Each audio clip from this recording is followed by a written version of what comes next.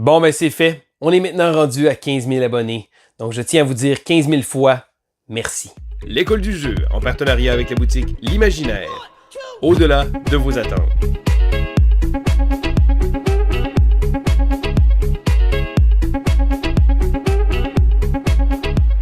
Bonjour et bien l'école du jeu.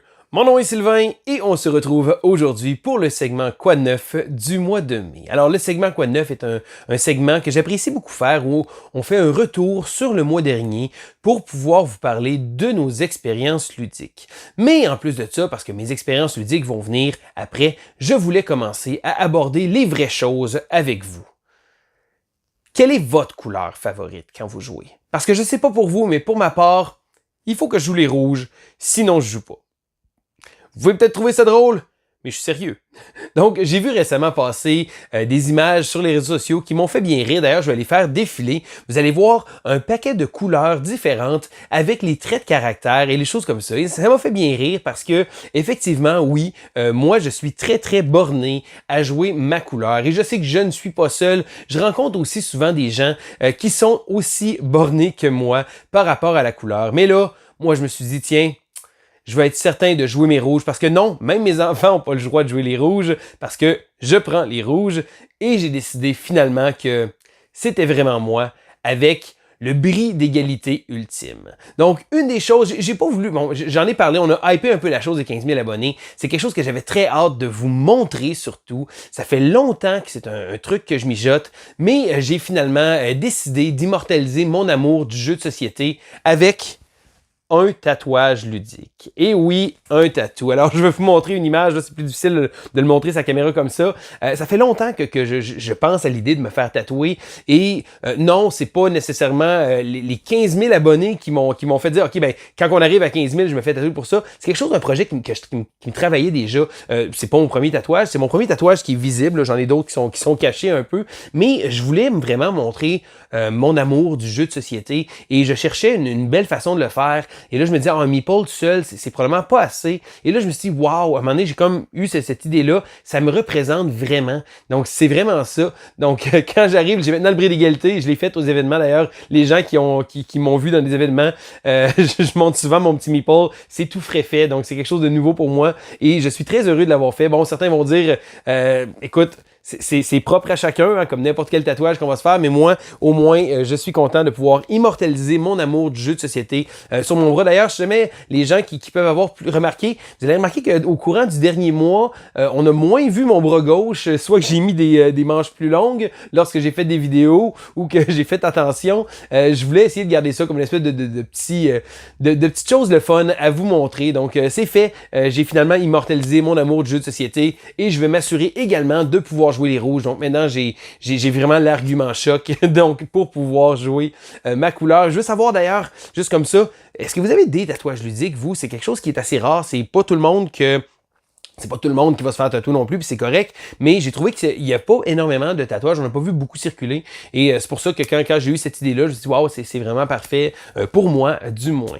Mais là, c'est certain, c'est pas la seule chose que je voulais vous parler par rapport aux 15 000 abonnés, parce qu'il y a plein de projets qui nous trottent en tête, donc JP a commencé tout récemment sa chronique de la ludothèque parfaite, et également, j'ai un projet qui me tient, que j'ai en tête. Écoutez, même avant de faire partie de la chaîne, c'est quelque chose que je voulais faire, j'écoutais beaucoup de podcasts. Et là, je sais, il y a beaucoup de podcasts de jeux de société, des chaînes qui sortent leur podcast, et je veux pas nécessairement faire comme tout le monde, juste sortir un podcast régulier. J'ai un petit projet que je voudrais faire qui est un peu comme JP avec sa ludothèque parfaite, mais moi, plus en format audio, de prendre un invité. Donc, une fois par mois, je vais essayer d'être assidu et de le faire tout le temps. Donc, une fois par mois, d'avoir un invité et de discuter, oui, de jeux, mais également de parler d'un sujet en particulier. Donc, on va se trouver un sujet, avoir une petite jasette. Donc, c'est certain que ce ne sera pas un format vidéo, donc ce ne sera pas comme JP là, où que la conversation est filmée avec un paquet. Je veux limiter le montage, je veux vraiment avoir une conversation, donc quelque chose qu'on va pouvoir écouter comme un podcast. Je ne sais pas si je vais le mettre encore sur des plateformes de partage là, qui vont être accessibles sur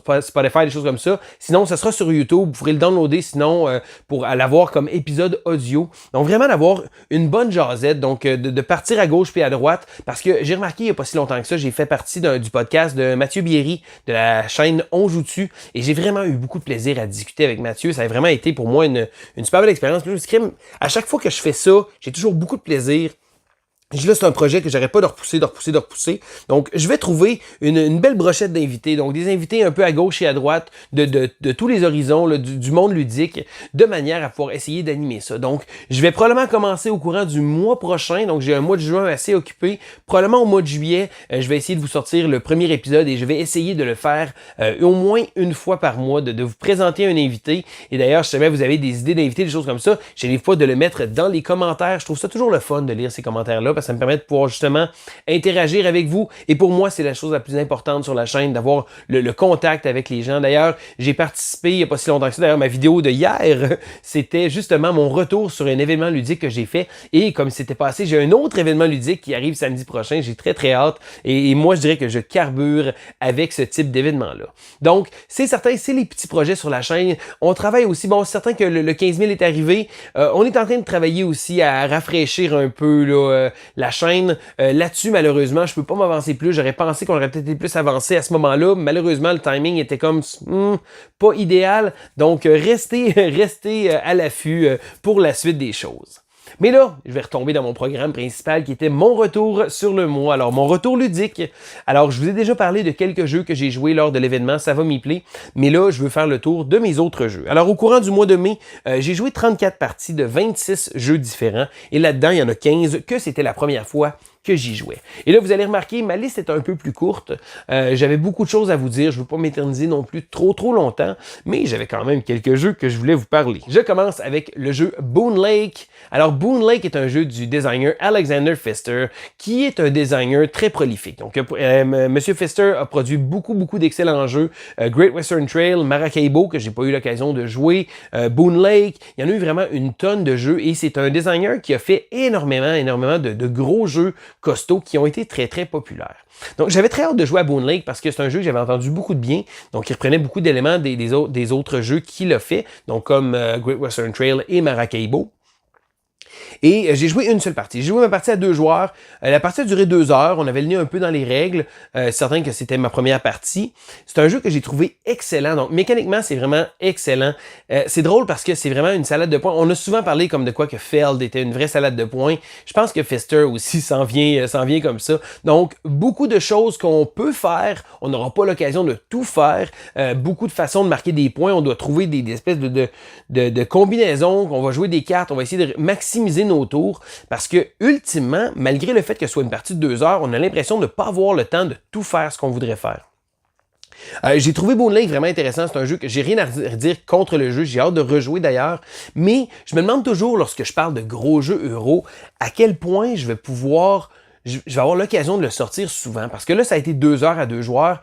Et je me dis toujours, tant qu'à jouer un 2 heures à 2 joueurs... Je vais peut-être jouer à Ark Nova, ou je vais peut-être jouer à Terraforming Mars, ou j'ai toujours la question de dire, c'est des jeux qui sortent moins souvent, est-ce que je vais choisir lui plutôt qu'un autre? Le hic aussi, c'est que récemment, j'ai joué à un autre. J'ai joué au jeu Carnegie. Alors, c'est un jeu dont je ne connaissais pas grand-chose. C'est un jeu qui a été sur Kickstarter auparavant. Je ne l'avais pas vu passer. Lorsque le jeu est arrivé, les gens ont commencé à en parler. Je m'étais pas trop renseigné. Mon ami Kevin m'a dit « Hey, telle boutique a reçu des copies Kickstarter. Est-ce que tu es intéressé? » Bah, je m'y connais pas trop. Je vais jeter un coup d'œil pour voir au cas où. 15 minutes après, j'étais déjà en train de commander la boîte avec les cubes, avec les extras et d'avoir justement ma livraison gratuite de manière à l'avoir le plus rapidement possible. Alors, Carnegie est un jeu qui prend relativement l'histoire de Andrew Carnegie, dont je ne connaissais pas du tout la vie. Alors, Andrew Carnegie est quelqu'un qui a émigré aux États-Unis dans les années 1800 et qui a été un véritable tycoon. Là. Il a réussi à faire une espèce de plusieurs compagnies. Il a été dans le domaine des usines, des choses comme ça. Et ça a également été quelqu'un qui s'est grandement investi pour le droit des travailleurs et également qui a donné beaucoup de sa fortune. D'ailleurs, il y a beaucoup de bibliothèques aux États-Unis qui sont des bibliothèques Carnegie parce qu'il a fait des dons d'argent. Alors, somme toute, il reste qu'un jeu de société m'a appris sur un bonhomme que j'ai trouvé fort intéressant. Mais là, je vais vous parler du jeu parce que malgré ça, je ne connaissais rien du jeu et lorsque je l'ai vu, le pitch de vente, j'ai fait « Wow, ok, ça me prend ça ».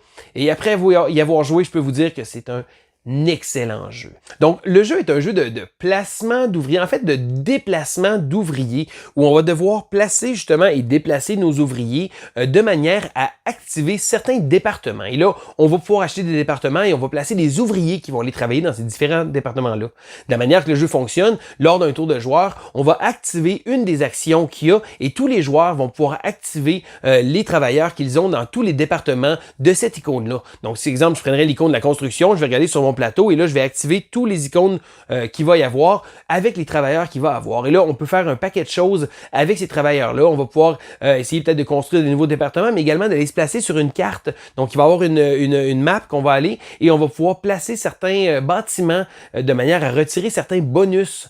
Et là, ce qui est intéressant avec les plateaux de jeu, c'est qu'il y a une espèce de petite languette. Et là, au début, j'étais pas trop sûr. Je vois la petite languette, on peut la tirer, on place un bâtiment et lorsqu'on place le bâtiment, on va pouvoir retirer un income, donc un retour. Et là, si jamais on fait certaines actions, on va pouvoir étirer la petite languette de manière à avoir plus d'income. Donc, on va tirer plus de revenus. Donc, une espèce de petit côté de engine building comme je les aime. Et j'ai vraiment adoré mon expérience. J'ai joué à 2 joueurs. La partie a relativement été rapide, somme toute. Je pense que ça a duré à peine plus qu'1 heure. Des décisions croustillantes. Un jeu très intéressant. Et là, on va devoir se diviser le temps entre activer et placer nos travailleurs de manière à pouvoir justement retirer certains bonus, aller placer nos bâtiments sur la carte parce que là, encore une fois, on va retirer certaines choses et on va essayer également de faire des routes, donc de manière à connecter différents points pour faire des points à la fin de la partie. Mais on a également un tableau des donations parce que ce qu'on va accumuler, on va devoir essayer de placer justement de payer pour avoir des donations et à la fin de la partie, ça va nous donner des points de victoire. Donc, on doit essayer de planifier tout ça avec un système tellement bien pensé. Sérieusement, j'ai vraiment été impressionné par Carnegie et c'est ça qui est drôle parce que après avoir joué Boon Lake est un excellent jeu que j'ai joué, que j'ai vraiment aimé, mais je me dis, hey, si j'ai l'occasion de jouer à Boon Lake ou de jouer à Carnegie, c'est certain que je vais prendre Carnegie qui me rejoint plus en tant que joueur. Donc, c'est rien par rapport au fait que Boon Lake est pas bon, pas du tout. C'est un bon jeu, mais je sais pas combien de fois je vais réussir à le sortir en me disant que je pourrais jouer à Carnegie. Alors, un gros coup de cœur. C'est probablement mon jeu favori de 2022. Et là, vous allez dire 2022, pourtant, Ark Nova est sorti. Ark Nova est listé comme étant un jeu de 2021 dans la base de données de Board Game Geek. Alors, je me réfère à ça. Donc, malgré le fait qu'on l'ait reçu en 2022, je le considère encore un jeu de 2021. Mais pour l'instant, Carnegie est vraiment mon jeu favori de 2022. Un jeu absolument incroyable. J'ai déjà hâte de rejouer, de rejouer et de rejouer. Une belle qualité de production, des belles décisions. Et vraiment, le jeu va chercher plein de petites choses que j'aime dans le jeu de société. Je pense que pour moi, ça a vraiment été un énorme coup de cœur. Je continue avec un autre gros euro que j'ai eu l'occasion de jouer avec mon ami Joe. C'est le jeu Golem. Alors, Golem est un jeu des designers italiens, Simone Luciani, je pense, et quelques autres, là, sont souvent quelques designers. Et habituellement, malgré le fait que ce soit des jeux intéressants, c'est jamais des designs qui vont me chercher. On dirait que ça fait comme... C'est intéressant, mais il manque un petit quelque chose. J'ai bien aimé Golem. Alors, Golem a un plateau absolument gigantesque. Puis ça aurait pu facilement prendre beaucoup moins de place. Le jeu est un bon concept. On va placer justement, avoir un concept de placement où on va placer des golems, nos ouvriers. Ils vont se déplacer et on va pouvoir activer les cases sur lesquelles ils sont. Le tout est fait avec un système de billes qu'on va prendre et on va placer les billes dans un distributeur. Et selon l'action qu'on va choisir sur le plateau, on va activer la force du nombre de billes. Un peu comme le Grand Austria Hotel le faisait avec des dés. Mais là, on a des billes. Est-ce que les billes, c'est un peu gimmick? Est-ce que la répartition des billes vraiment bien se faire? Certain que c'est pas une espèce de grosse tour élaborée non plus. Je sais pas, j'ai joué seulement une partie. On essaie de faire attention de les distribuer relativement égales pour pas les mettre tout de suite juste au milieu parce que on a remarqué que ça avait tendance peut-être bien à se rendre là. Mais encore une fois, j'ai joué une seule partie. J'ai aimé la partie. J'ai trouvé que le jeu était intéressant. Probablement pas un achat pour moi.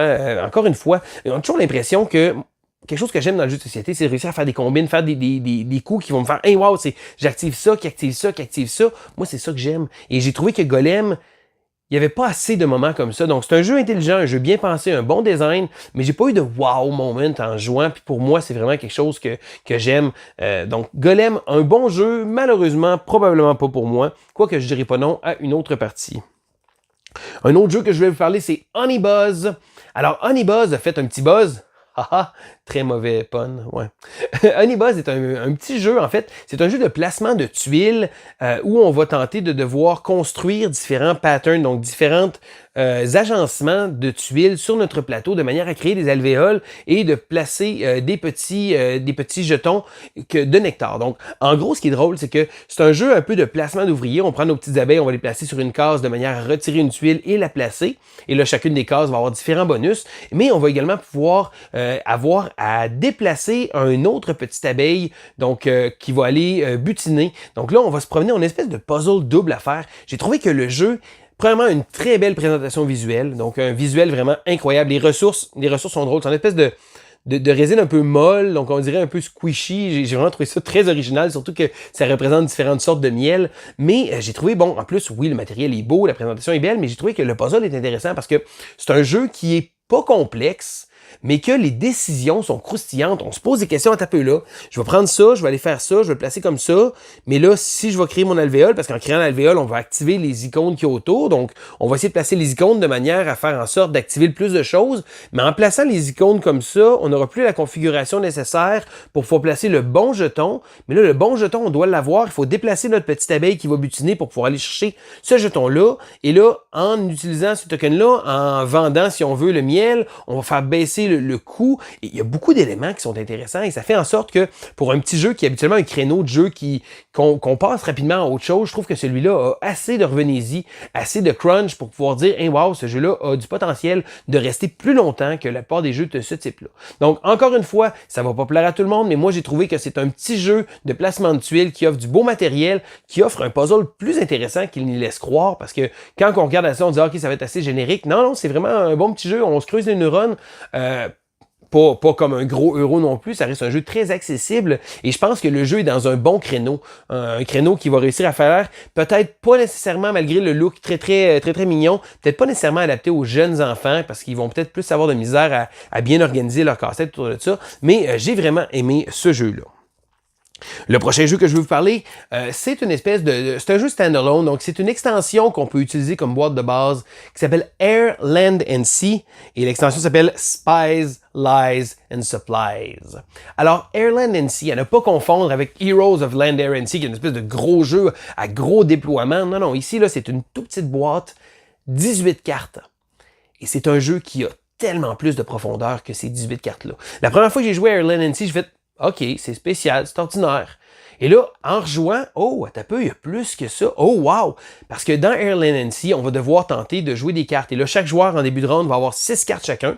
Donc, il y a 6 cartes qui vont être de côté, donc inconnues. Et on va devoir tenter de jouer sur 3 théâtres de combat. Donc, dans la version originale, il y a Air, Land and Sea. Et là, pour la nouvelle version, il y a 3 nouveaux théâtres qui appellent de combat. Donc, ce qu'on va faire à notre tour, on va jouer une carte dans un des 3. Le X, c'est que la carte doit être de la même couleur que le théâtre dans lequel on veut mettre la carte pour avoir sa pleine valeur. Et là, les cartes sont numérotées de 1 à 6 dans chacune des couleurs. Mais les cartes vont avoir également des habilités qui vont permettre de pouvoir retourner des cartes, ajuster des cartes, modifier des valeurs, des choses comme ça. Donc, ça fait en sorte que ça devient un petit jeu de bluff, un petit jeu de très tendu et le joueur qui va gagner le round va gagner 6 points et là le premier joueur va avoir 12 points, avoir 14 points ou on peut en mettre plus, va gagner la partie. Mais la petite twist qui rend le jeu encore plus intéressant, c'est que si on sent pas la partie, on sent qu'on regarde nos cartes comme ça va pas bien, on peut se retirer. Ça va faire en sorte que l'autre joueur va gagner immédiatement le round mais va faire moins de points. Et au départ, ma première partie, t'es comme ouais, mais pourquoi je ferais ça?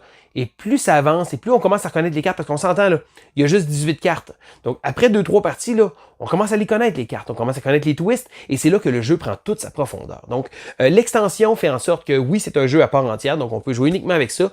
On peut également le mélanger avec l'autre jeu. On peut faire une partie épique, on peut choisir des différentes sets de cartes et ça transforme le jeu. Il y a même un mode qu'on peut jouer jusqu'à 4 joueurs. Donc j'ai pas eu l'occasion de jouer à ça à plusieurs joueurs, mais moi j'ai joué à 2 joueurs. J'ai joué l'extension et je peux vous dire que le jeu est vraiment incroyable. Il y a d'ailleurs une version qui était sortie aussi, Critters at War, je crois, qui va être traduite, je crois, par Lucky Duck Games. C'est une version un peu avec des images un peu plus cartoony, des petits animaux comme ça. Certaines personnes ont trouvé peut-être le thème de guerre un peu trop sérieux, mais sérieusement, là, je vous le dis, là, 18 cartes dans une boîte, une poignée de jetons, et c'est un des jeux avec le plus de rejouabilité que j'ai pu voir. Donc, un jeu que j'adore, un jeu que j'aime énormément, et je suis très heureux d'avoir cette nouvelle extension qui peut se jouer comme jeu de base également.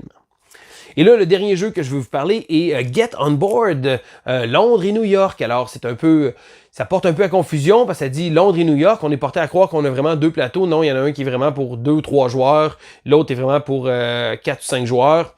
Ça aurait été le fun d'avoir peut-être des plateaux comme ça. Mais c'est un jeu qui reprend essentiellement le jeu Let's Make a Boss Route. Donc ici, on va avoir un mélange de roll and ride. Donc on va pouvoir avoir un petit pad où on va prendre des notes et on va créer une route donc de transport en commun qu'on va placer. Et on va les placer de manière à aller chercher certains items. Et là, on va avoir certains buts qu'on va devoir faire, aller rencontrer tel endroit ou tel endroit, et on va devoir créer notre petit réseau. Le X, c'est que c'est vraiment un réseau circulaire qu'on va pouvoir faire. On ne pourra pas prendre des embranchements. Et j'ai trouvé que le système marchait très très bien. L'aspect roll and write, l'aspect écriture sur un pad, avec l'aspect du plateau, avec les petites baguettes qu'on va placer pour faire notre petit chemin, notre petit itinéraire. J'ai trouvé que c'est un jeu très sympathique. JP d'ailleurs a couvert le jeu sur la chaîne, si jamais ça vous intéresse d'en savoir plus. Donc un jeu que j'aime beaucoup, je sais pas, je l'ai pas encore acheté. C'est peut-être un achat pour moi celui-là. J'avoue que j'ai bien aimé. Et il m'est resté en tête un peu après la partie, donc ça fait en sorte qu'habituellement, c'est bon signe. Donc, ça fait maintenant déjà le tour de mes expériences ludiques. Vous, je veux savoir à quel jeu vous avez joué ce mois-ci. Y a-t-il des jeux que je vous ai parlé qui vous intéressent? C'est toujours intéressant de savoir votre avis dans les commentaires et j'essaye de répondre au plus de commentaires possible. Ça se peut des fois que j'en manque quelques-uns, mais je fais toujours un effort d'essayer de pouvoir interagir avec vous parce que comme j'expliquais tantôt, c'est vraiment quelque chose que j'aime de pouvoir partager cette belle passion-là avec vous. D'ailleurs, si jamais vous voulez nous encourager, vous pouvez le faire via la plateforme Patreon. Toutes les informations sont dans la description de la vidéo. Et parlant de nos Patreons, je tiens à remercier quelques-uns d'entre eux. Alors, merci beaucoup à Martin Saint-Pierre, à Vincent Mesureur, à David Favre, Miguel Piette, Marie Jolivet, Jessica Hébert-Mathieu, Jonathan Le Carpentier, Brice Romian, Marc Boudreau et Francis Pelletier. D'ailleurs, j'ai eu le plaisir de jouer avec quelques-uns d'entre vous lors du dernier événement ludique. J'ai vraiment trouvé ça le fun. Donc, merci beaucoup. Et si jamais ça vous tente de nous encourager, vous pouvez le faire encore une fois. Le lien est dans la description dans la vidéo. Donc, ça fait le tour de ma vidéo. Je pense que j'ai assez parlé comme ça, assez parlé des projets, de la petite folie que j'ai pu faire, mais également de ce qui s'en vient. Donc, c'est certain que je vais travailler là-dessus de manière à vous offrir d'autres vidéos qui vont être encore tout le temps intéressantes pour vous parce que oui, on sort beaucoup de contenu sur la chaîne, mais le but c'est de plaire à un grand éventail de gens et de faire en sorte que dans toutes ces vidéos-là qu'on a sorties, qu'il y en ait quelques-uns qui vous rejoignent un peu plus. Donc c'était Sylvain pour l'école du jeu, on se dit à la prochaine!